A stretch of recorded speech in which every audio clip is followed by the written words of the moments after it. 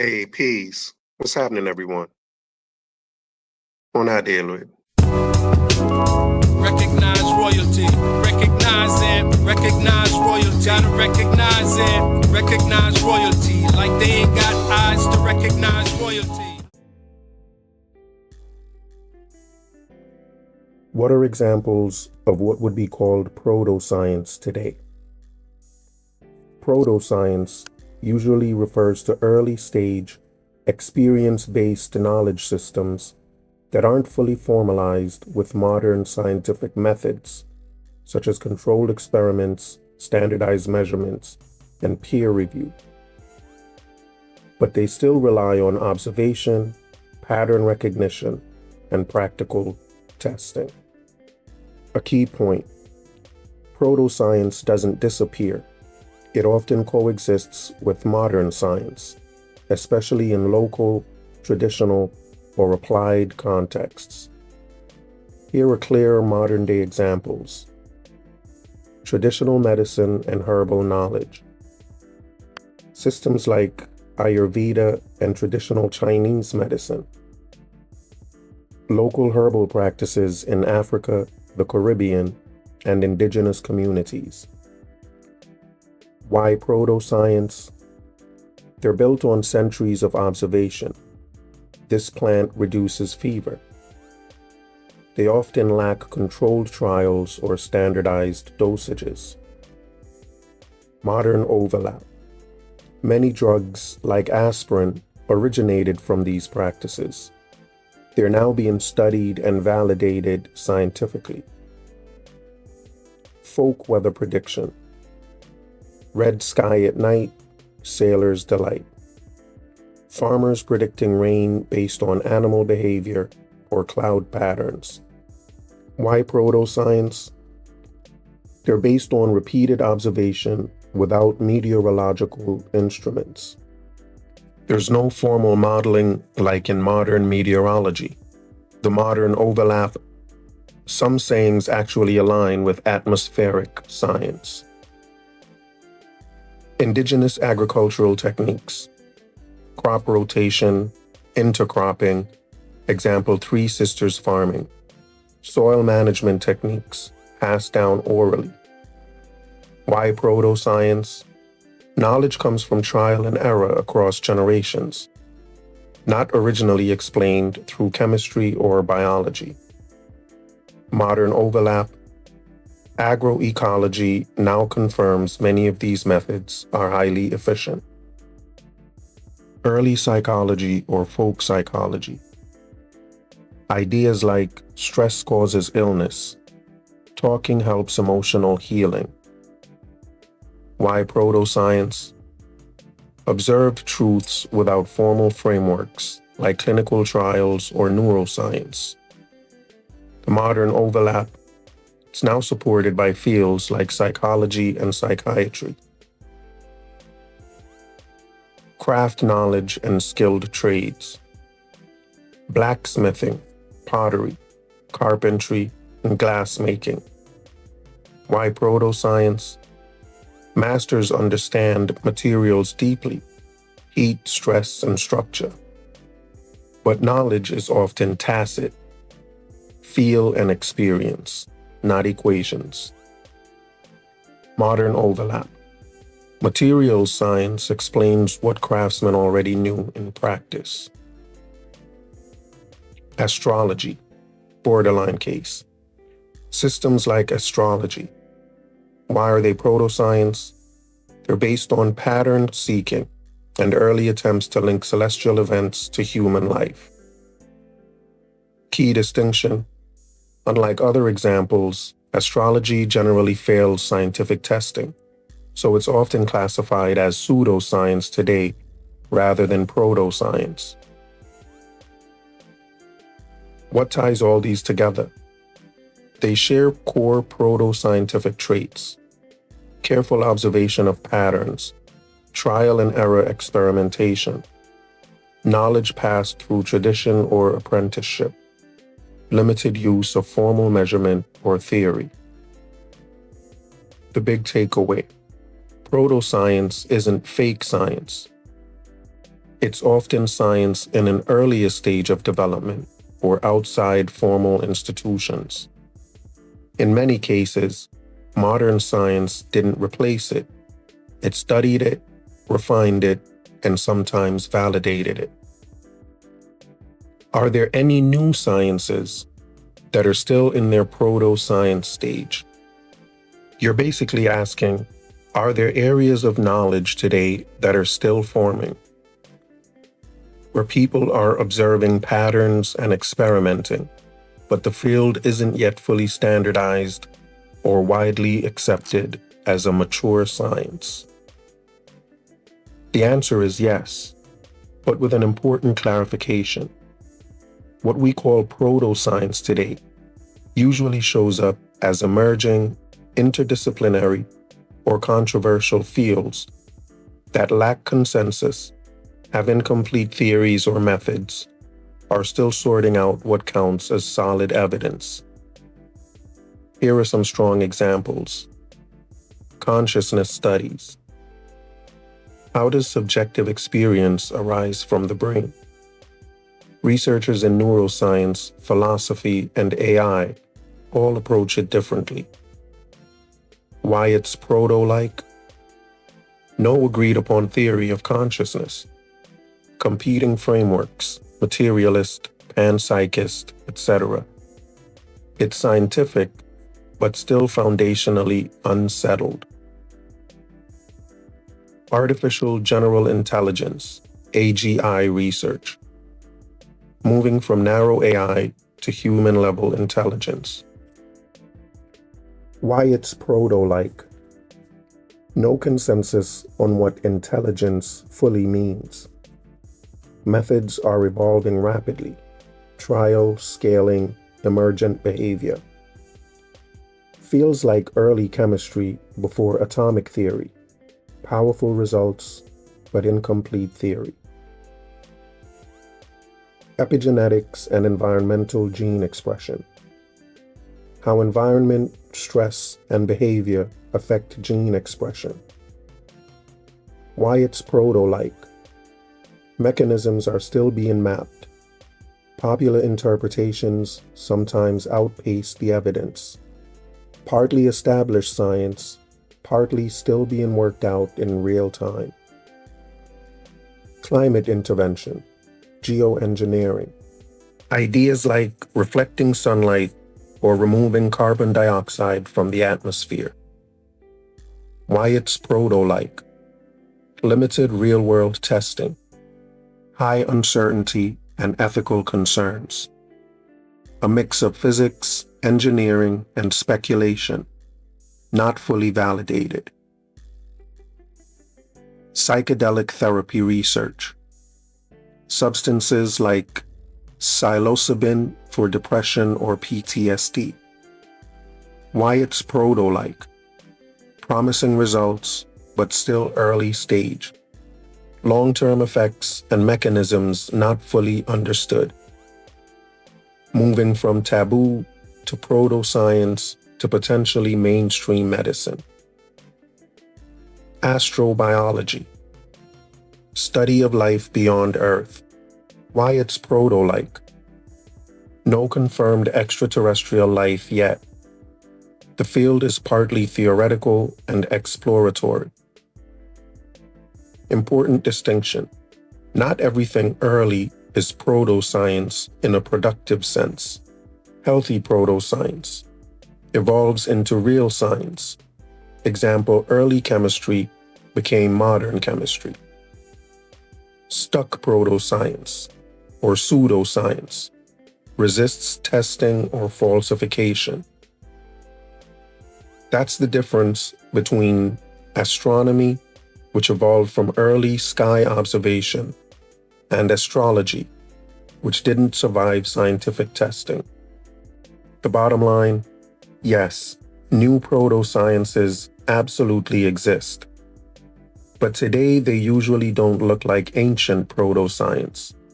Instead, they appear as frontier research areas, fields with partial evidence but no consensus.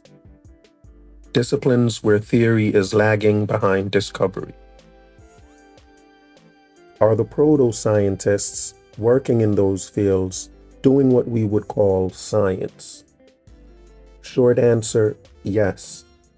Most of them are doing science, even if the field itself is still unsettled. But there's an important distinction that sharpens the question. Being in a proto stage doesn't mean people aren't doing science. It usually means the field hasn't reached consensus yet. What makes something science versus not? At its core, science isn't defined by how finished a field is. It's defined by method, testable hypotheses, evidence gathering with experiments, data, and observation. Reproducibility, others can check your results. Willingness to be wrong, falsifiability. This connects directly to the scientific method. If researchers are doing those things, they are doing science. Even if the answers are unclear, the models keep changing, and experts disagree. Example, consciousness research. Scientists measure brain activity, run experiments, and compare models. That is clearly science. But the theory of what consciousness is still unresolved. So the method is scientific, but the field is still forming. Example, AI or AGI research. Researchers run experiments, build models, test predictions. Again, that's science plus engineering, but no agreed definition of intelligence and rapid trial and error development. So it feels like proto-science because theory is lagging behind practice. Example, epigenetics, lab experiments, measurable biological mechanisms. Solid science, but interpretation and long-term implications are still debated. Where it gets tricky. Some areas sit on a spectrum. They're scientific but immature. Early stage fields with real methods but incomplete understanding. The mixed zones. Some researchers follow rigorous methods. Others make claims that outpace evidence. Not science or pseudoscience. There's no testing, no falsifiability, and it relies on belief. This is where something like astrology diverges. It doesn't consistently follow the scientific method. The deeper point. What you're really getting at is something powerful. Science is not a finished body of knowledge. It's an ongoing process. So-called proto-scientists today are often just scientists working at the edge of knowledge, operating where data is incomplete, tools are evolving, and theory hasn't caught up yet. The clean takeaway: yes, they are doing science if they follow scientific methods. Proto-science today usually describes the state of the field, not the legitimacy of the work. The line isn't proto versus science. It's rigorous versus non-rigorous. A sharper way to frame it: instead of "are they proto-scientists?" a more precise framing is "are they doing science in an immature field or making claims without scientific grounding?" That distinction is where the real debate is. Why could the work of the ancient proto-scientists not be considered science, but today's proto-scientists' work is considered science?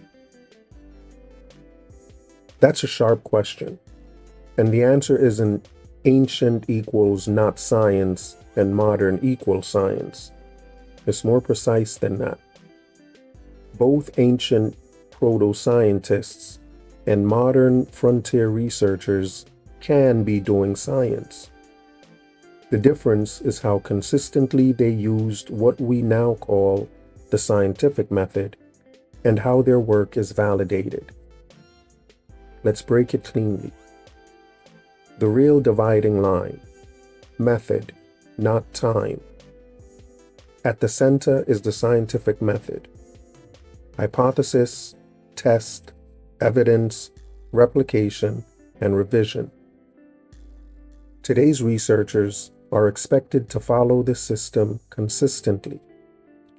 Ancient thinkers often used parts of it, but not the full structure. What ancient proto-scientists were doing. Ancient knowledge systems in Egypt, Mesopotamia, Greece, Africa, etc. had careful observation, astronomy, medicine, agriculture, trial and error, metallurgy and engineering, practical success.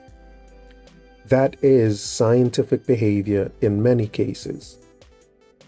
But here's what was often missing: controlled experiments, standardized measurement, formal peer review, and clear separation from philosophy, religion, or tradition. So their work was partially scientific, but not consistently organized as science in any modern sense. What today's proto-scientists are doing, even in emerging fields, AI, consciousness, biotech, researchers run controlled experiments, use statistical analysis, publish in peer-reviewed journals, and expect replication and critique. Even when the field is uncertain, the process is standardized. The work is considered science because it operates inside a scientific system, not just because of the topic. The key differences. This is the core answer. 1. Consistency of method. Ancient or sometimes scientific. Modern or systematically scientific. 2. Institutional structure. Ancient had individual thinkers and traditions.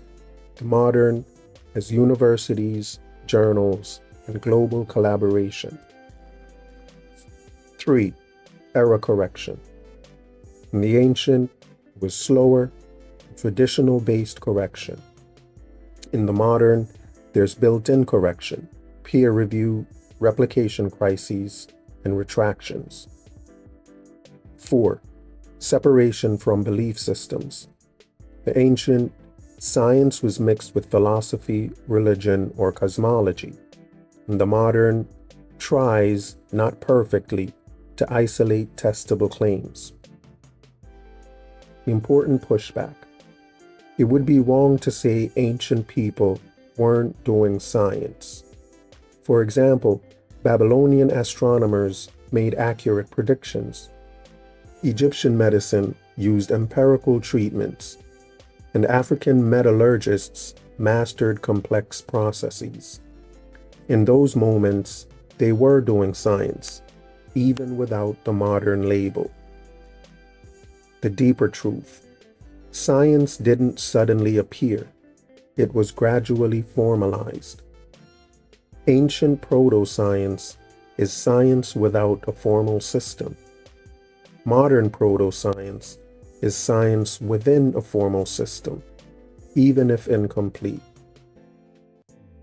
The clean takeaway: the difference is not intelligence or capability. It's structure, method, and standardization. Ancient thinkers helped build science. Modern scientists work inside a system that enforces it. Ancient people weren't less scientific. We just didn't call their work science yet. The real invention wasn't science. It was the system that made science consistent. So, that answered the questions that I wanted to address for this video. As usual, if you like the video, like the video. If you didn't like the video, please leave a comment. Tell us why you don't like the video. Either way, subscribe to the channel, hit that notification bell. And you done know. We're going to catch you on the next one. Peace.